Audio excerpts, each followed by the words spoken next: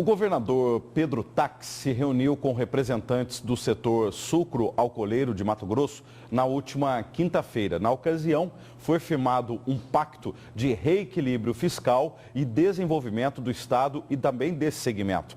Para entender melhor o que isso significa e como será feito, eu converso agora ao vivo, aqui no Jornal da Manhã, com o diretor executivo do Sindicato das Indústrias Sucro-Alcooleiras de Mato Grosso, Jorge dos Santos. Bom dia, obrigado pela presença aqui com a gente. Bom dia, Antônio Carlos, bom dia, amigos da TV Gazeta, é sempre uma honra estar aqui. Vocês, do setor sucro-alcooleiro, que reivindicaram essa reunião com o governador. Por quê? Na verdade, quando o governo Pedro Tax assumiu, havia a iminência de se encerrar um pacto que nós tínhamos com o governo, que vigorou por 10 anos, de uma política tributária que garantiu a sobrevivência do setor, os 16 mil empregos diretos e os 48 mil indiretos. Este pacto terminou em abril de 2016 e de lá, desde fevereiro, a gente vem negociando com o governo a manutenção deste pacto. Qual era esse pacto anterior ao governo Pedro Tax? Na verdade, nós tínhamos um regime de estimativa lá no governo Blairo Maggi, isso foi criado em que o governo sabia que havia um mínimo que ele ia receber e nós tínhamos a consciência do mínimo que tínhamos que pagar. Explicando melhor, pagar ICMS ao governo de Mato Grosso. Exatamente. Qual era a base de cálculo na época? A base de cálculo era os dados de produção e de venda do ano anterior que serviam de parâmetro para definir o ano seguinte. Era por estimativa, então? Era uma estimativa. Então, o governo, nós sabíamos que íamos recolher 20 milhões por mês. Ao final do quarto mês, era feita uma reavaliação. Ou seja, o que aconteceu? Você pagou 20 milhões, mas vendeu 22. Então, você recolhia esses 2 milhões adicionais da venda adicional. Não, você pagou 20 milhões, mas vendeu apenas 18. Você ficava com esses 2 de crédito para o quadrimestre seguinte. E de abril para agora, o que está acontecendo? Agora está a escrituração fiscal normal, ou seja, nós estamos recolhendo pela venda efetiva e não mais por estimativa. E por que tanto para o setor quanto para o governo é mais vantajoso uma arrecadação de ICMS linear do que uma com altos e baixos? Veja, na verdade há dois fatos. Nós somos uma agroindústria. O que pode ocorrer numa agroindústria? A safra não acontecer, a qualidade da matéria-prima da cana não ser aquela que a gente esperava.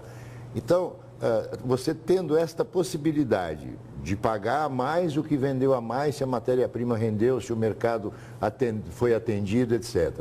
Ou ficar com o crédito se pagou a mais. O senhor começou a entrevista falando que havia um pacto entre o setor sucro-alcooleiro de Mato Grosso com o governo do Estado. Isso. Era lei ou era um acordo de cavaleiros? Não, era lei. Na verdade, como todos os incentivos fiscais de Mato Grosso, é feito um contrato entre o governo e o setor e depois isso é legislado. Mas essa lei foi alterada esse ano para mudar a regra? Não, ela se extinguiu por decurso de prazo. Não foi prorrogada? Era por 10 anos e não foi prorrogada. Só que a gente não pode esquecer que o atual governo, ele está aí estudando essa situação fiscal. Perfeito. E deve anunciar em breve aí, pelo menos, uma nova política fiscal em Mato Grosso. Por isso também o motivo dessa reunião na quinta-feira. Exatamente. Nós vamos colocar o governador de que o nosso setor, ele é centavos. Então, se você mexer na carga tributária, por menor que seja essa alteração, você impacta decisivamente o preço na bomba. Quanto que o setor sucro-alcooleiro paga hoje de ICMS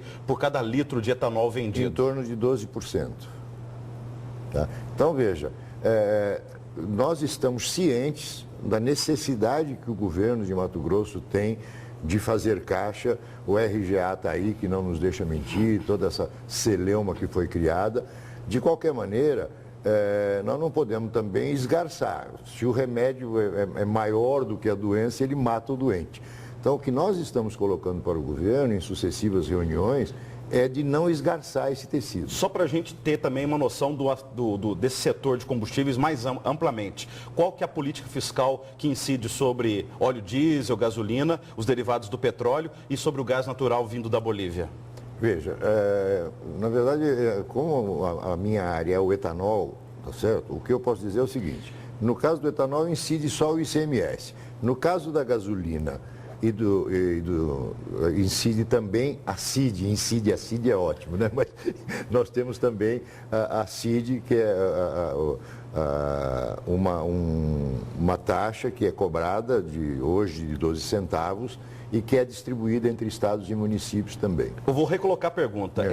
O etanol, a indústria sucro-alcooleira, ela carece de uma política fiscal diferenciada da cobrada de ICMS do GNV e dos derivados do petróleo? Na verdade, o que nós estamos reivindicando é a recomposição dessa política que vigorou por 10 anos.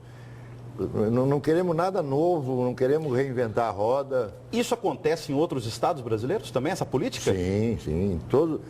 Como o setor energético, sucroenergético, sucro-alcooleiro, é intensivo de mão de obra e de investimentos, tá? Os governos reconhecem isso, tá? E tem uma política diferenciada para os combustíveis fósseis. Até em função, Antônio Carlos, nós fomos à COP21 em Paris dizer que íamos reduzir o impacto do CO2, etc, etc. Sem etanol isso é quase impossível. Então, os governos estão reconhecendo isso finalmente. Muito obrigado. Boas negociações aí com o governo nesse setor aí. Eu que agradeço. Um bom dia a todos.